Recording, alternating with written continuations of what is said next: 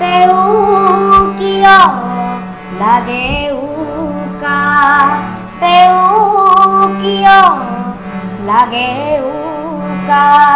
মই ক্লাছ 3 পৰাই গান গোৱা আৰম্ভ কৰিছিলোঁ। মই স্কুলৰ এনুৱেল ফাংচনত প্ৰথম গান গাইছিলোঁ। পাৰৰ পাখিত গাঁঠি দিলোঁ ফুলাম চিঠিখনি, জনাও বুলি জগতখনক বিহুৰ লগনি। এজাক বৰষুণে ধুৱালে বহাগ, এজাক বৰষুণে ধুৱালে বহাগ, সেমেকা বুকুৰে আদৰো কিদৰে তোমাক, সেমেকা বুকুৰে আদৰো কিদৰে চেনা। নমস্কাৰ, আসাম ফ্ৰণ্টৰ সাংস্কৃতিক অনুষ্ঠান সুৰৰ পাঞ্চলৈ আপোনালোকক স্বাগতম জনাইছোঁ। আজি আমাৰ মাজত এগৰাকী শিশু শিল্পী উপস্থিত আছে। আমি তেওঁৰ পৰা গীত শুনিম, তেওঁৰ লগত কিছু কথা পাতিম। এয়া আমাৰ মাজত শিশু শিল্পী অমন আহমেদ। নমস্কাৰ। অমন, তোমাক প্ৰথমে অনুষ্ঠানৰ মাজলৈ স্বাগতম জনাইছোঁ। কাইলৈ 8 ছেপ্টেম্বৰ বিশ্ববৰেণ্য শিল্পী ভাৰতৰত্ন ভূপেন হাজৰিকাৰ 98 সংখ্যক জন্মবাৰ্ষিকী। আমি পুনতে তেখেতলৈ আমাৰ এই অনুষ্ঠানৰ তৰফৰ পৰা একাজলি শ্ৰদ্ধাঞ্জলি জ্ঞাপন কৰিছোঁ, বিশ্ববৰেণ্য শিল্পীগৰাকীলৈ শ্ৰদ্ধাঞ্জলি জ্ঞাপন কৰিছোঁ। আৰু তেখেতৰ এটি গীতেৰে আমাৰ আজিৰ এই অনুষ্ঠান মুকলি কৰিবলৈ ওলাইছোঁ। তুমি প্ৰথমতে কোনটো গীত শুনাবা? মই প্ৰথমতে সুধাকণ্ঠ ডক্টৰ ভূপেন হাজৰিকাদেৱৰ এটি গীতেৰে মোৰ অনুষ্ঠান আৰম্ভ কৰিবলৈ লৈছোঁ। মোৰ মন বাক যদি আজি চৰাই হয় আৰু কৰবাৰ চিলনীয়ে খেদি খেদি কয় তোৰ হাঁহৰ দেখো কোনো চিন চাব নাই, মই কম কি, মই কম কি। মোৰ মন বাক যদি আজি চৰাই হয় আৰু কৰবাৰ চিলনীয়ে খেদি খেদি কয় তোৰ হাঁহৰ দেখো কোনো চিন চাব নাই, মই কম কি, মই কম কি। তুমি অতি সুন্দৰকৈ সুধাকণ্ঠ ডক্টৰ ভূপেন হাজৰিকাৰ গীতটো পৰিৱেশন কৰিলা। প্ৰথমে তোমাৰ পৰিচয়টো দিয়া। মই ক্লাছ 3 পৰাই গান গোৱা আৰম্ভ কৰিছিলোঁ। মই স্কুলৰ এনুৱেল ফাংচনত প্ৰথম গান গাইছিলোঁ। তাৰপিছত মই লকডাউনত অনলাইন কম্পিটিশ্যনবোৰত গান গোৱা আৰম্ভ কৰিছোঁ। তেনেদৰে গানৰ সংগীতৰ যাত্ৰাটো আৰম্ভ কৰিছা। তোমাৰ ঘৰ? মোৰ ঘৰ সন্ধেলি। কোন স্কুলত পঢ়া তুমি? নালন্দা পাব্লিক স্কুলত। এতিয়া বৰ্তমান কোন ক্লাছত অধ্যয়ন কৰি আছা? মই ক্লাছ 7ত। ক্লাছ 7ত। তুমি এইবাৰ কি গীত শুনাবা আমাক? এইবাৰ মই শ্ৰদ্ধাৰ জয়ন্ত হাজৰিকাদেৱৰ এটি গীত গাবলৈ চেষ্টা কৰিছোঁ। এই আকাশ বৰ বিশাল, এই পথাৰ বৰ ৰসাল, তেও কিয় লাগে উকা, তেও কিয় লাগে উকা। মোৰ মন পথাৰতে তই ৰবি হৈ জীপা।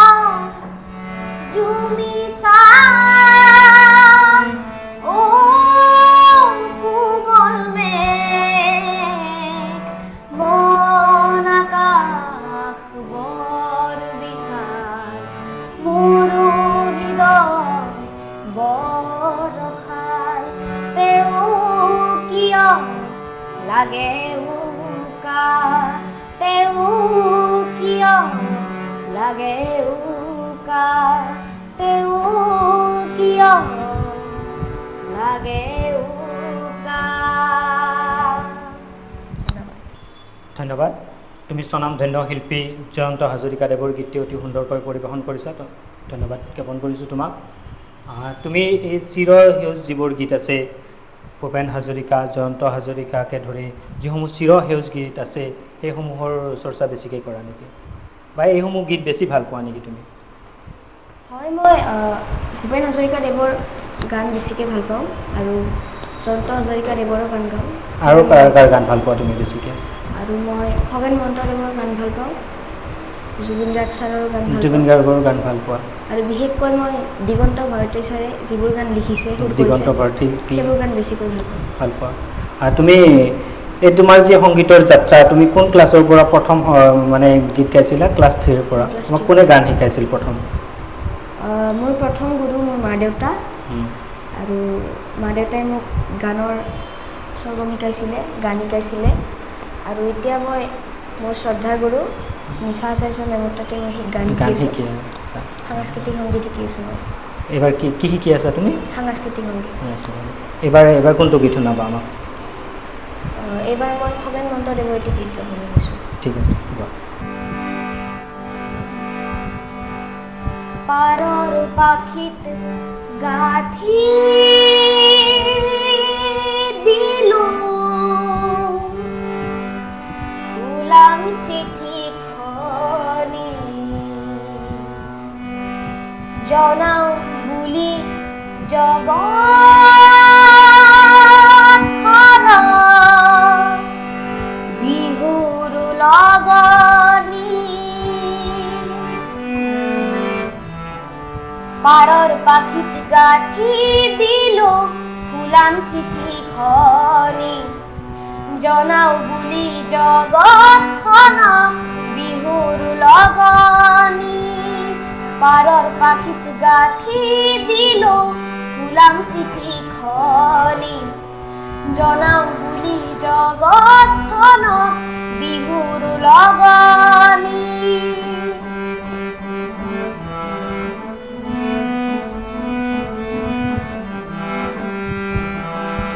লিখিছো তাত কি কি মাত শুনি ভাল পাওঁ, আৰু লিখিছো কি কি মাত শুনি বেয়া পাওঁ। লিখিছো তাত কি কি মাত শুনি ভাল পাওঁ, আৰু লিখিছো কি কি মাত শুনি বেয়া পাওঁ। বাঘৰ গজৰ গুলিৰ গুৰুম খং শিঙাৰ ধ্বনি, বাঘৰ গজৰ গুলিৰ গুৰুম খং শিঙাৰ ধ্বনি। বেয়া লাগিব হাই কাজিয়া আৰু হনাহনি, বেয়া লাগিব হাই কাজিয়া আৰু হনাহনি। পাৰৰ পাখিত গাঁঠি দিলো ফুলাম চিঠিখনি, জনাও বুলি জগতখনক বিহুৰ লগনি।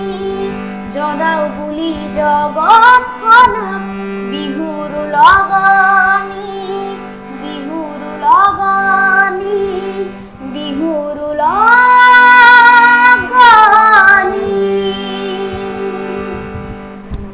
ধন্যবাদ। তুমি অতি সুন্দৰকৈ খগেন মহন্তদেৱৰ গীতটি পৰিৱেশন কৰিছা। আমি দৰ্শকৰ জ্ঞাতাৰ্থে জনাই থৈছোঁ যে আপোনালোকে জানি সুখী হ'ব। আমনৰ লগত যে বাদ্যযন্ত্ৰ সংগত কৰি আছে, হাৰমনিয়াম সংগত কৰি আছে, আমনৰ পিতৃ শ্ৰদ্ধাৰ ৰয়েল আহমেদ ডাঙৰীয়াই হাৰমনিয়াম সংগত কৰি আছে। এই জগতে মই তেখেতকো চিনাকি কৰাই দিছোঁ। দুটামান কথা আমি এই মুহূৰ্তত তেখেতৰ পৰাও জানিব বিচাৰিম। আমনৰ যি সংগীতৰ যাত্ৰা, এই যাত্ৰাৰ আঁৰৰ কিছু কথা আমি তেখেতৰ পৰাও জানিব বিচাৰিম। আহমেদ ডাঙৰীয়া, আপুনি বাদ্যযন্ত্ৰ সংগত কৰি আছে, আপোনাৰ বাবে নিশ্চয়কৈ সুখৰ খবৰ যে আপোনাৰ সন্তানে ইতিমধ্যে বহু প্ৰতিযোগিতাত অংশগ্ৰহণ কৰি সুনাম কঢ়িয়াই আনিবলৈ সক্ষম হৈছে, বা এই শিশু অৱস্থাতে তেওঁ যি কণ্ঠ নিগৰাইছে, অতি সুন্দৰ কণ্ঠ নিগৰাইছে, তাৰ বাবে নিশ্চিতভাৱে পিতৃ হিচাপে আপুনি গৌৰৱ অনুভৱ কৰে। আমনৰ যি সংগীতৰ যাত্ৰা, আপুনি এই যাত্ৰাক কেনেদৰে বাস্তৱায়িত কৰিলে বা এই যাত্ৰাৰ আৰম্ভণি কেনেদৰে গঢ়িছিলে আপুনি? আচলতে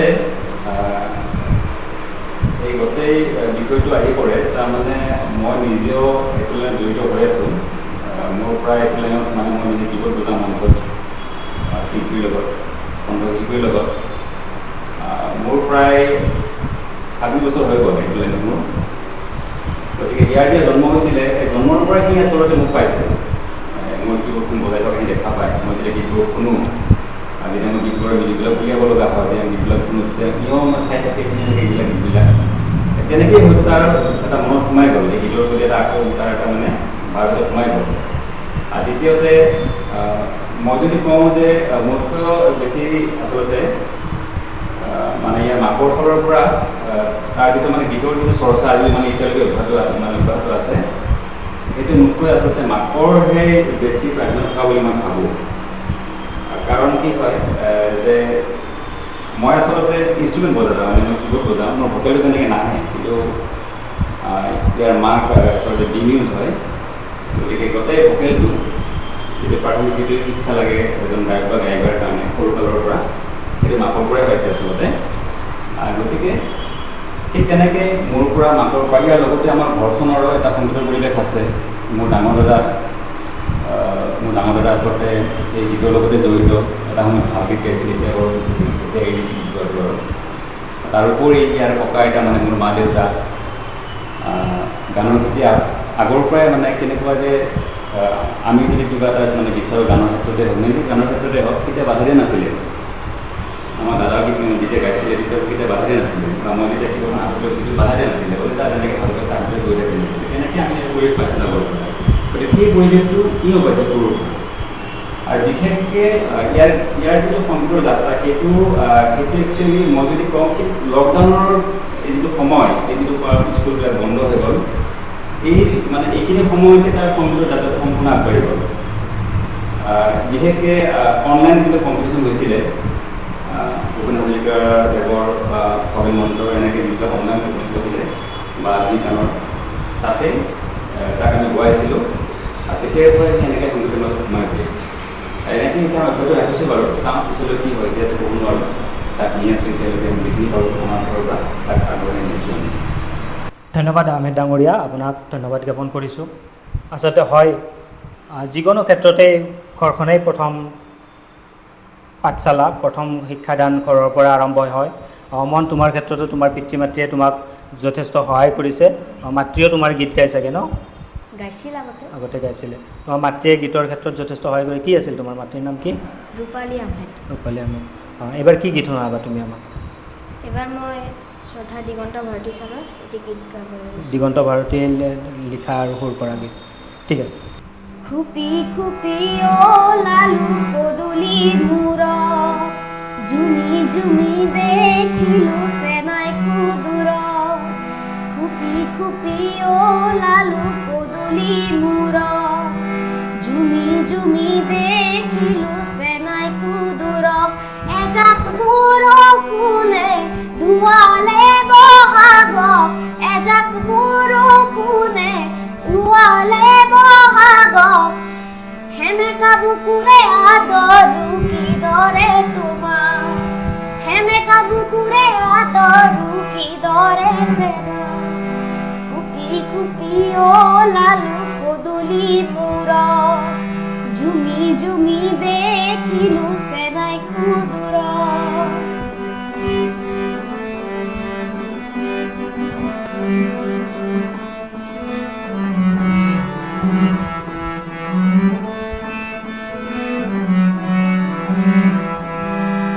চাবা চাবা দেশে নাই পিছল পদূলি, চাবা চাবা দেশে নাই পিছল পদূলি। বোকা পানীৰে আছে উপচি, বোকা পানীৰে আছে উপচি। তুমি জানাই নহয় ওখ ঘৰ আমাৰ নাই, তুমি জানাই নহয় ওখ ঘৰ আমাৰ নাই। উৰুখা বজাতে আছো লুকুৱাম লুকাই, উৰুখা বজাতে আছো লুকুৱাম লুকাই। চকী বুলি নাই বহা সেমেকা পীৰা জুমি জুমি চাওঁ তোমাক পাই কাষৰত এজাক বৰষুণে ধুৱালে বহাগ এজাক বৰষুণে ধুৱালে বহাগ সেমেকা বুকুৰে আদৰো কিদৰে তোমাক সেমেকা বুকুৰে আদৰো কিদৰে চেনাই খুপি খুপি ওলালো পদূলি মূৰত জুমি জুমি দেখিলো চেনাই খুদূৰত খুপি খুপি ওলালো পদূলি মূৰত জুমি জুমি দেখিলো চেনাই খুদূৰত। ধন্যবাদ। আমান মই লক্ষ্য কৰিছোঁ যে গীত এটা উপস্থাপনৰ ক্ষেত্ৰত সুৰৰ লগতে যি শব্দৰ উচ্চাৰণ যিটো প্ৰনাউন্সিয়েশ্যন থাকে তুমি শিশু হিচাপে এই যিটো শব্দৰ উচ্চাৰণ এইটো অতি সুন্দৰকৈ ধৰি ৰাখিছা। মই গীতৰ ক্ষেত্ৰত মই এইটো লক্ষ্য কৰিছোঁ। এইটো খুব জৰুৰী বা গুৰুত্বপূৰ্ণ বিষয় এটা গীত উপস্থাপনৰ ক্ষেত্ৰত। তুমি এতিয়ালৈকে কিমানখনমান প্ৰতিযোগিতাত অংশগ্ৰহণ কৰিলা, ৰাষ্ট্ৰীয় পৰ্যায়ৰেই হওক বা জিলা পৰ্যায়ৰেই হওক? মই এতিয়ালৈকে 50খনমান কৰিছোঁ। 50খনমান কৰিছা? বাপৰে। তুমি ৰাষ্ট্ৰীয় পৰ্যায়ৰ কিমানখনত কৰিছা? ৰাষ্ট্ৰীয় পৰ্যায়ত মই শেহতীয়াভাৱে কি শেহতীয়াভাৱে মই এবাৰ নলবাৰী খগেন মহন্তদেৱৰ প্ৰতিযোগিতাটিত অংশগ্ৰহণ কৰিছিলোঁ। খগেন মহন্তৰ যি গীতৰ প্ৰতিযোগিতা অনুষ্ঠিত হৈছিল, হয়, অংশগ্ৰহণ কৰিছিলোঁ আৰু তাত মই দ্বিতীয় স্থান পাবলৈ সক্ষম হৈছিলোঁ। তাত দ্বিতীয় স্থান দখল কৰিবলৈ সক্ষম হৈছিলা। আৰু শেহতীয়াভাৱে ৰাষ্ট্ৰীয় পৰ্যায়ত কি প্ৰতিযোগিতাত অংশগ্ৰহণ কৰি আছা বৰ্তমান? বৰ্তমান মই নিউজ লাইভত পতা প্ৰতিভাৰ সন্ধান ৰিয়েলিটি শ্ব'ত মই অংশগ্ৰহণ কৰিছিলোঁ। তাত মই ছেমি ফাইনেললৈকে চিলেক্ট হৈছোঁ। এতিয়া বৰ্তমান কিমানগৰাকীমান প্ৰতিযোগী আছে বৰ্তমান? 20জন। টপ 20ৰ ভিতৰত তুমিও আছা। অসমৰ চাইতো বহুত প্ৰতিযোগীয়ে অংশগ্ৰহণ কৰিছিলে। এয়া তোমাৰ নিশ্চিতভাৱে সুখৰ খবৰ আৰু তোমাৰ বাবে এক আনন্দৰ খবৰ। তুমি টপ 20ত সোমাবলৈ সক্ষম হৈছা। আমিও আমাৰ তৰফৰ পৰা অভিনন্দন জ্ঞাপন কৰিছোঁ। তুমি অনুষ্ঠানটো বিজয়ী হোৱা এইটোৱে আমি কামনা কৰিছোঁ। এইবাৰ কি গীত শুনাবা আমাক তুমি? এইবাৰ মই জনপ্ৰিয় কণ্ঠশিল্পী, মোৰ অতিকৈ প্ৰিয় কণ্ঠশিল্পী জুবিন গাৰ্গ ছাৰৰ এটি গীত গাবলৈ লৈছোঁ। পাখি মেলি দিয়ে মোৰ গানে আজি ছায়া গৈ নগৈ তাত আহে নামি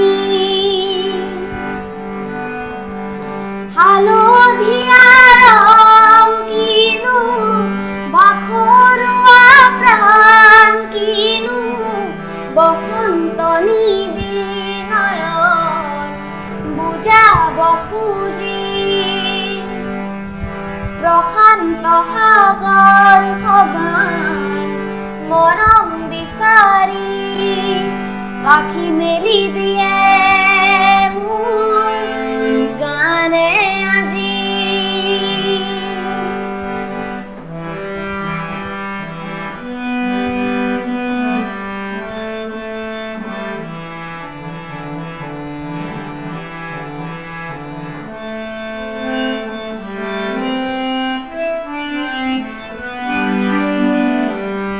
ৰ'দালি সাঁতুৰি যোৱা গানৰ কোমল গান ভাগৰি নাভাগৰা তাৰ ঘামে ধোৱা গান মেঘৰঞ্জনী চুমি যাব যেনিবা ভৈৰৱ পুৱাৰো ভূপালী সন্ধ্যা নিশামৰে ধাৰ কিনো গান্ধাৰ পাৰ কিনো আনন্দ প্ৰমাণ সাক্ষী বুজাব খুজি পাখি মেলি দিয়ে মোৰ গানে আজি ছায়া গৈ নগৈ তাৰ আহে নামি। ধন্যবাদ। তুমি হাৰ্টথ্ৰব জুবিন গাৰ্গৰ গীতটি অতি সুন্দৰকৈ পৰিৱেশন কৰিছা। মই তোমাক আহাৰ পৰা এটা কথা লক্ষ্য কৰোঁ যে তুমি অতি শান্তশিষ্ট হৈ বহি আছা। উৎপাত কৰা নাই কেতিয়াবা? মাজে মাজে কৰা। পিঠে নে নাই কৰা? পিঠে। কোনে বেছি পিঠে তোমাক? মা? হয় নেকি? মৰম কোনে বেছি কৰে? মৰম দুটাই কৰে। আৰু পিঠাৰ সময়ত যে মায়ে পিঠে, তেতিয়াহ'লে কেনেকৈ দুটাৰ সমান হ'ল? উৎপাত কৰা ন? বাকী ডাঙৰ হ'লে কি হ'বলৈ মন আছে তোমাৰ? কি হ'বৰ মন আছে? এজন ভাল গায়ক হ'বৰ মন আছে। আৰু জুবিন গাৰ্গ ছাৰৰ আগত গীত গাবলৈ মন আছে। আৰু মানে তুমি মানে গীত তুমি গানকে পেচা হিচাপে ল'বলৈ মন আছে। গীতৰ জৰিয়তে জগত জিনাৰ হেঁপাহ আছে তোমাৰ, আছে ন? আমি এইটো অনুষ্ঠানৰ পৰা বিদায়ো ল'ম। বাৰু এইবাৰ কি গীত শুনাবা তুমি আমাক? এইবাৰ মই ৰামেশ্বৰ পাঠকদেৱৰ এটি কামৰূপী লোকগীত গাবলৈ লৈছোঁ। হনুমান সাগৰ বান্ধা চাও, সীতাৰ নিমিত্তে আমি যুদ্ধ দিবা যাও, হনুমান সাগৰ বান্ধা চাও, হনুমান সাগৰ বান্ধা চাও, সীতাৰ নিমিত্তে আমি যুদ্ধ দিবা যাও, হনুমান সাগৰ বান্ধা চাও, হনুমান সাগৰ বান্ধা চাও।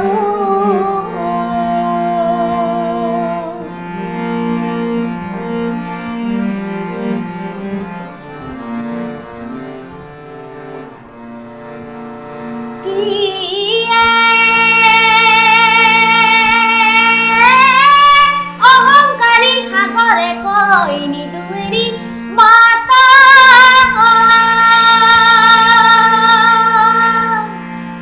ৰাৱণ দেশতে সীতা থাকিল গুণীৰ ঘাত, হে থাকিল গুণীৰ ঘাত, আৰ ধোঁৱাহে ধৌ যায় যেন খাওঁ খাওঁ, হনুমান সাগৰ বান্ধা চাও, হনুমান সাগৰ বান্ধা চাও, সীতাৰ নিমিত্তে আমি যুদ্ধ দিবা যাও, হনুমান সাগৰ বান্ধা চাও, হনুমান সাগৰ বান্ধা চাও, হনুমান সাগৰ বান্ধা চাও। ধন্যবাদ অমন। অসমীয়া সংস্কৃতিৰ অন্যতম যি কামৰূপীয়া লোকগীত আৰু কামৰূপীয়া লোকগীতৰ স্বনামধন্য শিল্পী ৰামেশ্বৰ পাঠকৰ তুমি গীতটি অতি সুন্দৰকৈ পৰিৱেশন কৰিছা। তুমি সংগীতৰ যি ক্লাছিকেল ছং বা মডাৰ্ণ ছং বা ফক ছং আছে, ইয়াৰ ভিতৰত তুমি কোনটোৰ প্ৰতি বেছি আগ্ৰহী? মই মডাৰ্ণ ছং আৰু ফক ছং। ফক ছঙৰ কিন্তু তুমি সকলোবোৰ গীতেই অতি সুন্দৰকৈ গাব পাৰিছা। তুমি যি চিৰসেউজ গীতসমূহ আছে ভূপেন হাজৰিকাদেৱৰ বা জয়ন্ত হাজৰিকাদেৱৰ, খগেন মহন্তদেৱৰ পৰা আদি কৰি ৰামেশ্বৰ পাঠকৰ গোটেইখিনি গীত আজি অনুষ্ঠানত তুমি সুন্দৰকৈ তুমি উপস্থাপন কৰিছা। ধন্যবাদ জ্ঞাপন কৰিছোঁ তোমাক।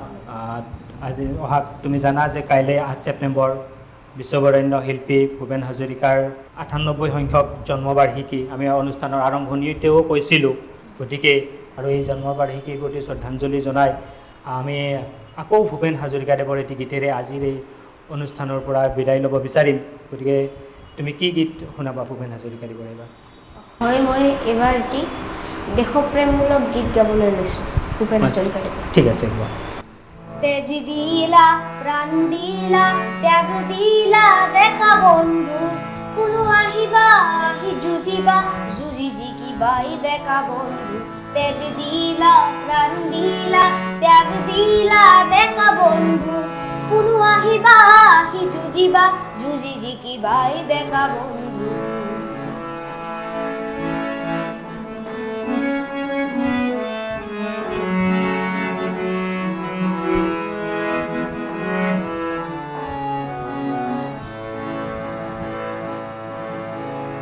বেলি উঠিব যোন থাকিব আশা ৰশ্মিৰ ৰেখা জ্বলিব বেলি উঠিব যোন থাকিব আশা ৰশ্মিৰ ৰেখা জ্বলিব সমূহৰ কালিৰ বাবে আজিক দিলা বন্ধু তেজ দিলা প্ৰাণ দিলা ত্যাগ দিলা দেখা বন্ধু কোনো আহিবা আহি যুঁজিবা যুঁজি জিকিবাই দেখা বন্ধু তেজ দিলা প্ৰাণ দিলা ত্যাগ দিলা দেখা বন্ধু। ধন্যবাদ জ্ঞাপন কৰিছোঁ অমন তোমালৈ। ইমান সময়ে আমাৰ মাজত এই সুৰৰ পাঞ্চয় অনুষ্ঠানত উপস্থিত থাকি শিশু শিল্পী অমন আহমেদে বহু গীত পৰিৱেশন কৰিলে, তেওঁৰ মনৰ কথা ক'লে আৰু তেওঁৰ লগত বাদ্যযন্ত্ৰ সংগত কৰিলে, হাৰমনিয়াম সংগত কৰিলে তেওঁৰ পিতৃ ৰয়েল আহমেদ ডাঙৰীয়াই। আমাৰ এই অনুষ্ঠানত উপস্থিত থকাৰ বাবে আমি অমন আহমেদ লগতে পিতৃ ৰয়েল আহমেদক আমাৰ তৰফৰ পৰা আন্তৰিক ধন্যবাদ জ্ঞাপন কৰিছোঁ। শিশু শিল্পীগৰাকীৰ আমি উজ্জ্বল ভৱিষ্যত কামনা কৰিছোঁ, উত্তৰোত্তৰ কামনা কৰিছোঁ। তেখেতৰ এই সংগীতৰ যাত্ৰা বিশ্বমুখী যাত্ৰা হওক তাকেই কামনা কৰিছোঁ আৰু এই অনুষ্ঠানৰ পৰা বিদায় লৈছোঁ। ধন্যবাদ।